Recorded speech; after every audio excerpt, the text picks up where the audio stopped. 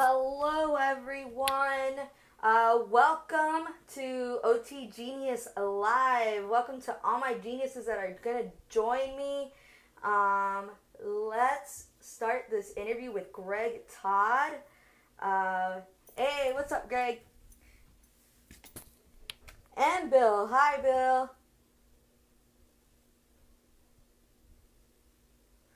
Let me see how. Greg, it's not adding. Hold on.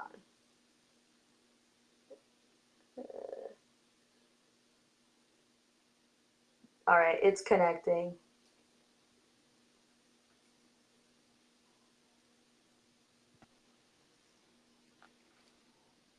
Hey, Greg. How's it going? Can you hear me? Greg, can you hear me? Let me take the headphones off. Can you hear me?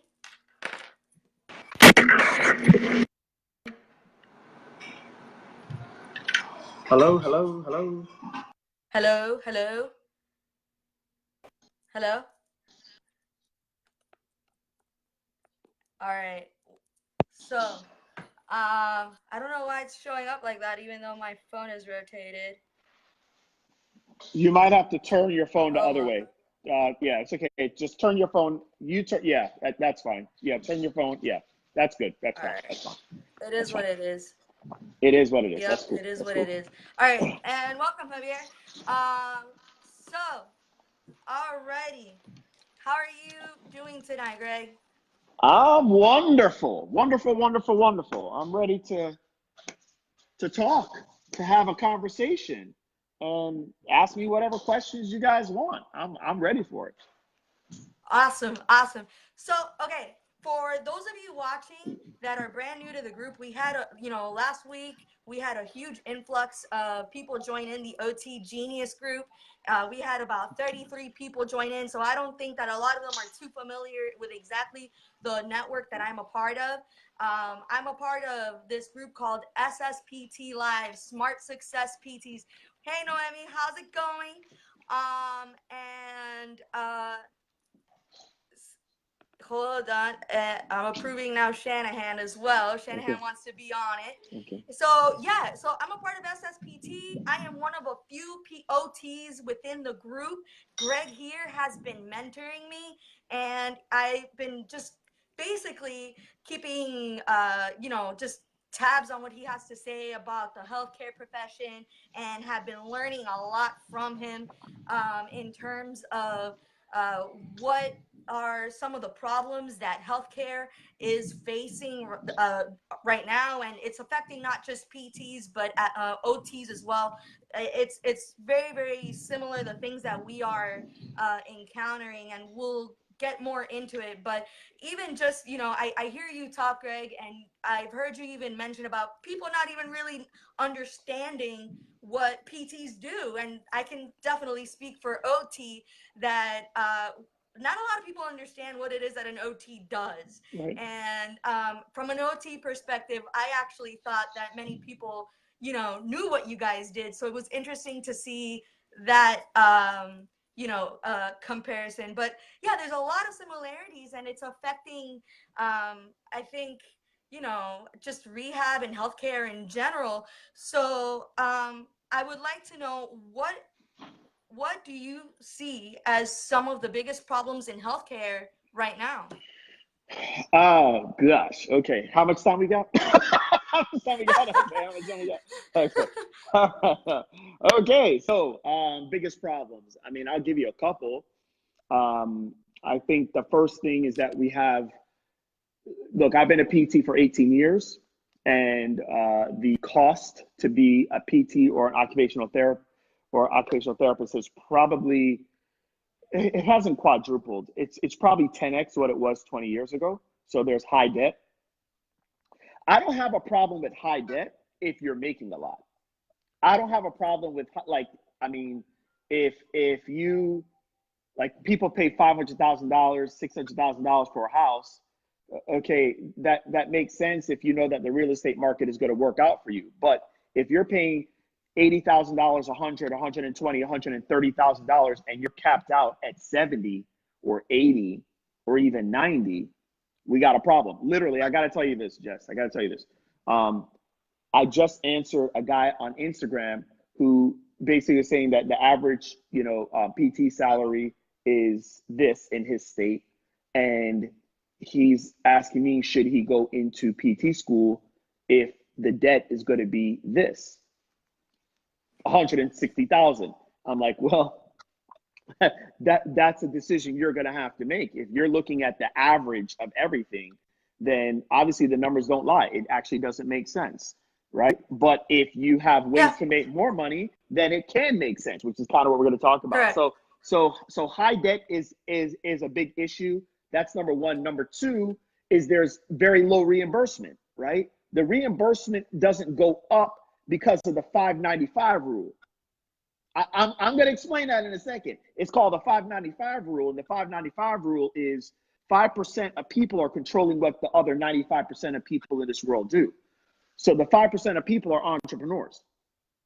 They control what the other 95% of people do, which are the people that work for entrepreneurs. Okay, so here's how it works. The reimbursement is going down. Why? Because the entrepreneurs at Blue Cross Blue Shield, at United, at Cigna, at Aetna, at TRICARE, they're basically like, look, here's the deal. We need to make money. We need to make our dreams come true. So the way we do that in our model is we take money from people in the form of premiums and let's give out as little as possible. How do we do that? Well, we do that by denying coverage for services. We do that by not making services as costly for us. And that's just the way that it works. It's just, again, it's the 595 rule. The entrepreneurs are controlling what everybody else does. Number three is there's really no ascension path for occupational therapists and physical therapists in the natural realm. Why? Because there's no money, because reimbursement is low, and because we're doing the model the same model. We're not doing any different model than 1995. We're not doing a different model than 1985. The problem is in 1985, you realize you used to get paid $250 at Blue Cross Blue Shield. Today, you're lucky if you get paid $80. So that's all part of our problem. So with all of that, there's just not enough money to go around. And so there's no ascension paths because we are stuck with what the entrepreneurs have told us that we have to do. And they're not looking out for the best interest for us and, more importantly, the patient. Okay. I think number four is poor brand image. I think that's another issue. I think a lot of people, like here, I'll tell you this, in the doctor of physical therapy student group, there's a kind of, I guess, a viral post going on right now because this dude on The Price is Right, he was spinning the wheel on The Price is Right. And then the dude, what's his name? I can't remember his name. The host of Price is Right says, hey, do you want to give a shout out to anybody? He goes, yeah, I'd like to give a shout out to my physical therapist. And everybody in the group is so happy. I'm like, that's the problem. Y'all hoping that some random dude on The Price is Right gives you a shout out when you can't even give yourself a shout out. Come on now.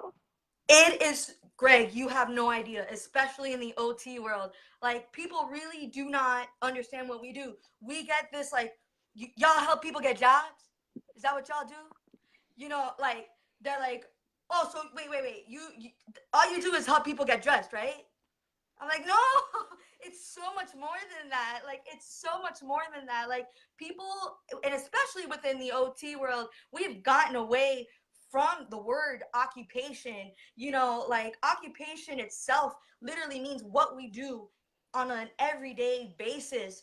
And, so we have gone away from what's meaningful to our clients and to our patients, and have basically gone to what we call basically insurance therapy. Right. And, if they fractured their wrist and they were a baseball player, well, good luck. I hope you get back into baseball. And so you're not able to. He's a she. This is such a problem because you're not able. Okay, number one, you're not able to showcase your talents. The people are not giving. Y'all got to understand this tonight. The people are not going to give you credit if you don't finish the job. This is the problem with insurance therapy. When you're doing everything based on insurance therapy, the people aren't going to get credit You are not going to get any credit if you don't finish the job. Here, let me explain this. Here, let me explain. On Monday, next Monday, right? Next Monday, a company is supposed to come in and put in a heater for our pool. Okay, y'all, we live in Florida. Okay, and anything under 75 degrees is like Arctic for us. Okay, all right, but listen. It's okay, true. Okay, that's just the way it is in Florida. So right now, we need a pool heater, right? We trying to get a pool heater up in here. Okay, cool. All right, so here's the dude. So here's the deal. If that dude comes on Monday, right?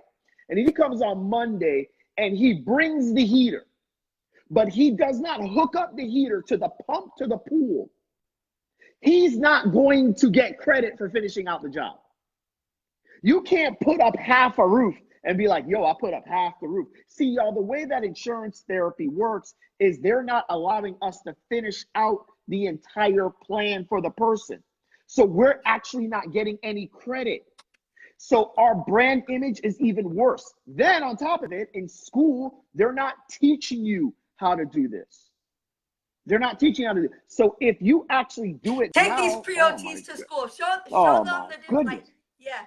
This is how it Take works, these y'all. pre-OTs to school. This is how it works. So what happens? You go to school, right? You go to school, you're like, yo, I'm going to be an occupational therapist. Oh my God, everything's going to be amazing. Okay, cool. Then this is what happens. You go to school, you spend all this money, right? And you're like, yo, it's going to be next level. Then you get out there and exactly what Jessica said happens. And you realize that nobody actually knows what you do.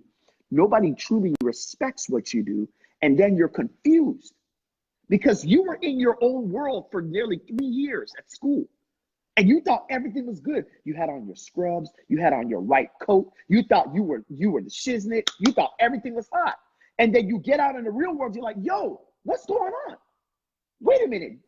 And you realize that you're actually in reality. And reality is that the people don't know. So how do you fix it? The way you fix it is you actually have to now get yourself out there. But guess what? They didn't teach you that in school. They didn't teach it to you.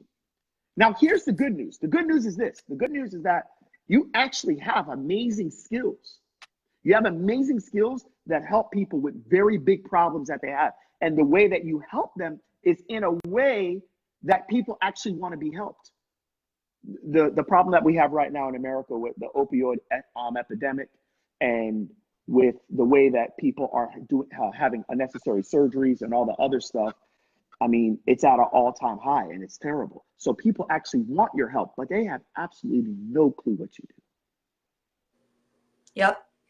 It's very true. And the brand image is probably, I mean, we could probably get into a little discussion on this, but I would actually even say it's worse for OTs than it is for PTs. Because at least with you guys, they're like, all right, yeah, y'all, like, physical, like they'll associate the physical aspect of things. With occupation, people don't even know what occupation is. It's terrible. So because to you pre-OTs, I can't express enough as you all even applying to even also just learn your own brand, because one of the things that they're going to even be asking you in your interviews is, what is the difference, or can you describe the difference between OT and PT?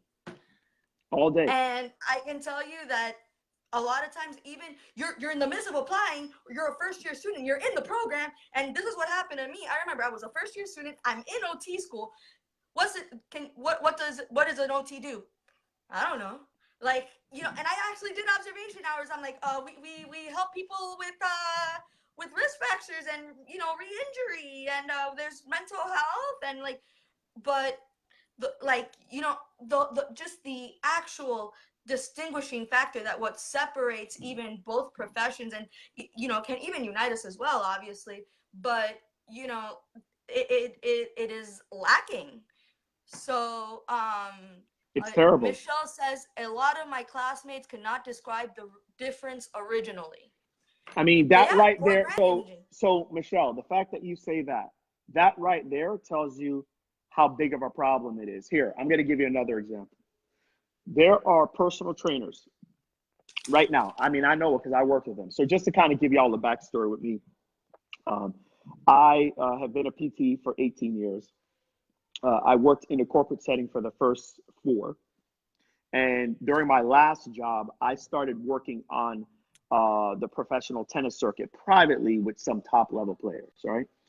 Okay, so Here's the deal. I worked at a place called Saddlebrook, and Saddlebrook is still where a lot of high level athletes train. Right, it's a nice resort. Plus, it's like their off season training place.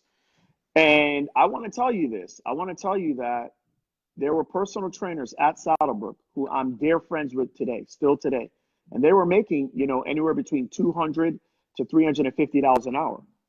And I was struggling at that time, working with the company that I was working for that sent me out to Saddlebrook. I was struggling with getting more than $50 of treatment from people. So why was the personal trainer getting $250, dollars, and I was getting, barely getting 50? It's because the people knew what the personal trainers do. The people didn't really know what it is that I did. Oh, he's the rehab guy.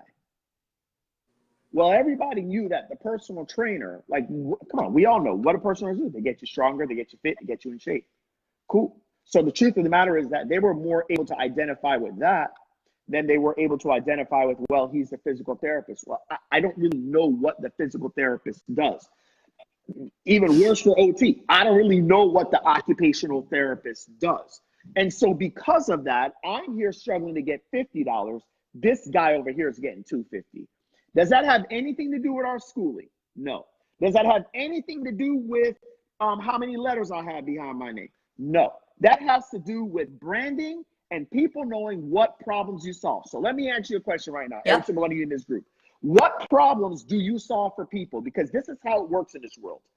The bigger the problems you solve, the more money you make, because we are just exchanging money.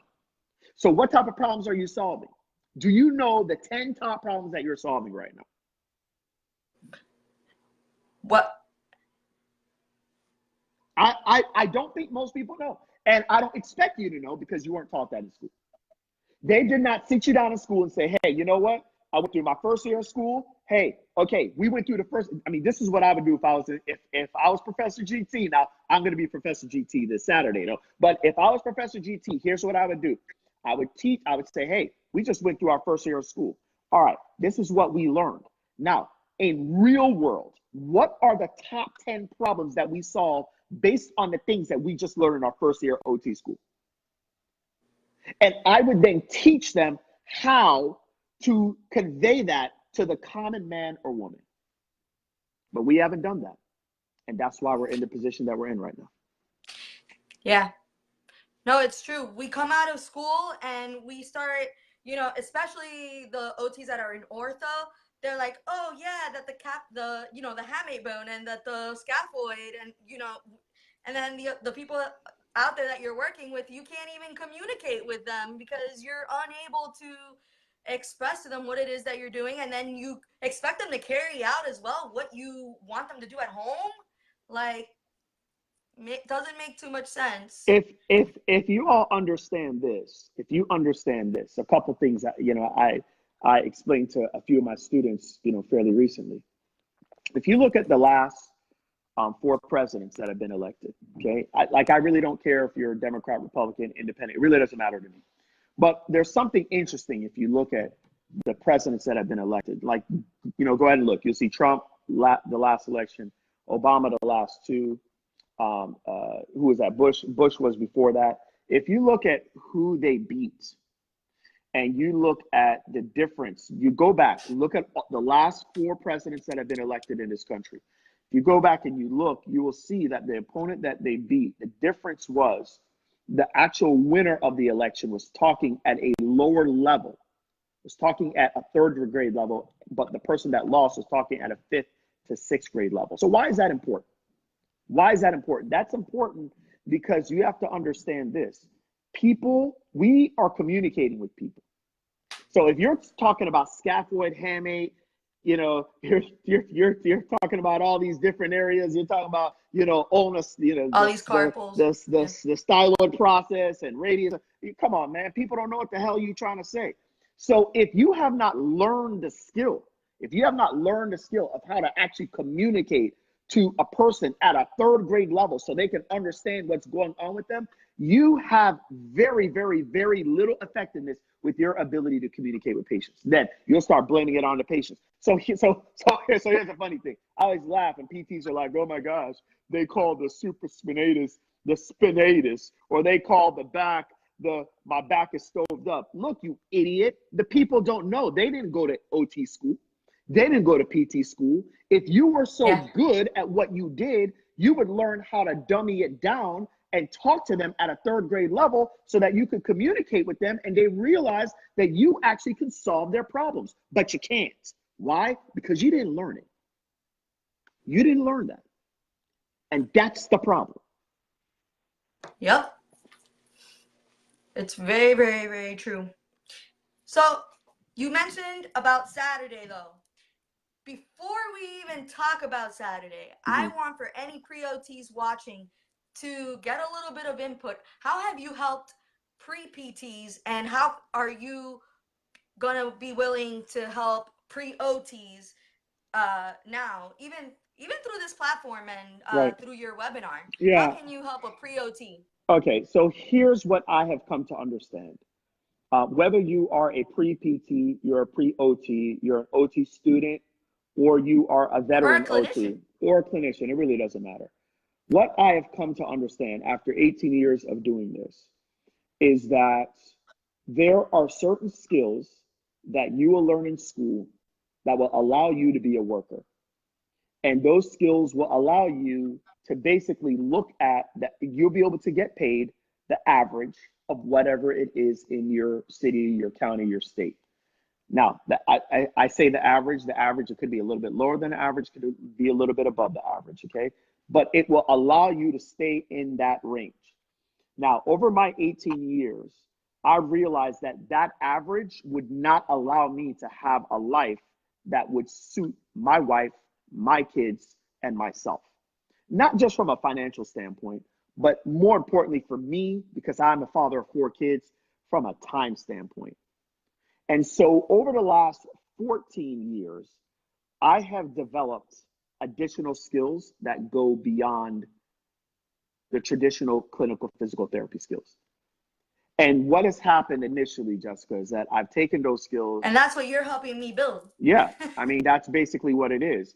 And so I've taken those skills, and those skills have been the skills that allow me to make what I make today. Those skills allow me to be a consultant that makes $500 an hour at minimum as a consultant, okay? So what I am doing is I realize that if you take those skills and you actually add it with the skills that you are going to have when you get into OT school and you become an OT, with OT, that's called compounding skills. And here's why it's so important. So those skills, you're in competition.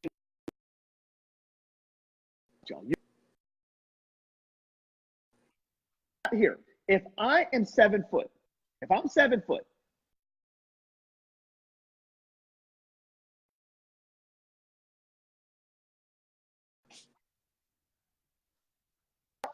and the other 6 dudes don't have a jump shot, I get picked on the NBA team. I get the $10 million contract. And here's how it works today going into 2000.